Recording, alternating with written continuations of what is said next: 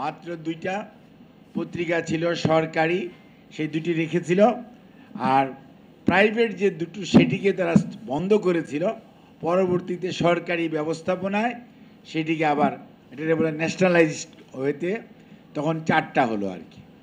যাই হোক, সেটি কিন্তু যাদের কথা বলছেন ইনারা তো সবসময়ই মানে গণতন্ত্র এবং আওয়ামী লীগ একসাথে চলে না, মত প্রকাশের স্বাধীনতা আওয়ামী লীগ একসাথে চলে না। ওনারা মুখে গণতন্ত্রের কথা বলে বাকশাল কায়েম করেছিল, আবার মত প্রকাশের স্বাধীনতার কথা বলে সব সময় ওনারা এবং পরবর্তীতে তাদের উত্তরসূরিরা 96 সনেও যদি খেয়াল করে দেখেন কিভাবে সবচেয়ে জনপ্রিয় সাপ্তাহিক সহ দৈনিক সহ এবং টেলিভিশন সহ সেগুলো বন্ধ করেছিল।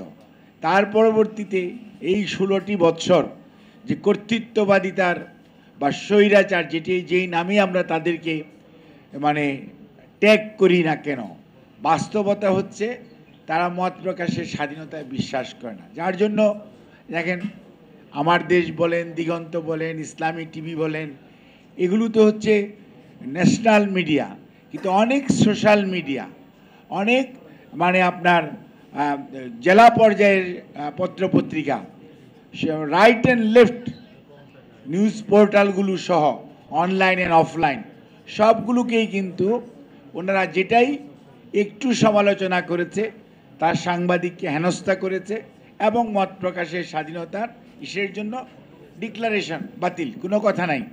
কিন্তু খেয়াল করবে না এই যে আমি টিভিটা বন্ধ করলাম বা এইটার মধ্যে এত কোটি কোটি টাকার যন্ত্রপাতি আছে, এতগুলো মানুষ সেখানে ইনভলভ ছিল, তাদের রুটি রুজির বিষয় আছে, মানুষের ইনফরমেশন জানার যে অধিকার সেটা বঞ্চিত, এগুলি কিন্তু খেয়াল নাই। আমার দেশে অবস্থা কি হয়েছে, দিগন্তের মেশিনারিজ ওগুলো কি চলে, ওগুলো কি চলবে? এখন এই ক্ষতিপূরণটাই বা কে দিবে? এই যে আপনি একটি মানে একটা যা মনে চায় এরকম একটা জগা খিচুড়ি শুধু না, মগের মুল্লুকের যে শাসন, যা মনে করলেন সেটাই করলেন। এবং পরবর্তীতে খেয়াল করেন যে এই যে 16 বৎসর সাগর রুনি বাড়ির মধ্যে তার বাসার মধ্যে নিহত হলো। প্রথম মরহুম স্বরাষ্ট্রমন্ত্রী বলল 24 ঘন্টার মধ্যে পাওয়া যাবে, তারপরে 118 বার ডেট চেঞ্জ হয়েছে। কিন্তু খুবই আনফর্চুনেট 10 মাস প্রায় হয়ে গেল স্বৈরাচার পালিয়েছে। ইউনূস স্যারের নেতৃত্বে একটি অন্তর্বর্তীকালীন সরকার, ইনারাও বেশ কয়েকবার সেই সাগর রুনির চার্জশিট আজকে সারফেসে আনতে ব্যর্থ হচ্ছে কেন? এবং এটার সাথে খালি সাগর রুনি জড়িত না, আপনাদের প্রায় 58 জন সাংবাদিক শহীদ হয়েছে, মারা গেছে, মেরে ফেলেছে, তাদের কিন্তু কোনো ধরনের আজকে তাদের কে মারল? এই যে মনে করেন আমরা বাসন্তীর কথা বলি, যেমন আজকের নতুন জেনারেশন, আজকের জেনারেশন জেন জেড, তাদের তো জানার অধিকার আছে এই বাসন্তী কোত্থেকে আসলো, বাসন্তী কি?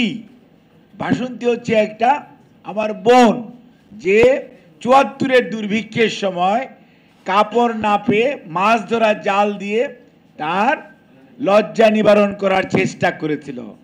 মরহুম সাংবাদিক আফতাব সাহেব সেই ছবিটি তুলে জাতীয় দৈনিকে দিয়েছিলেন এবং এই যে ইত্তেফাকে আসলো তারপরে এই যে চলতে থাকলো।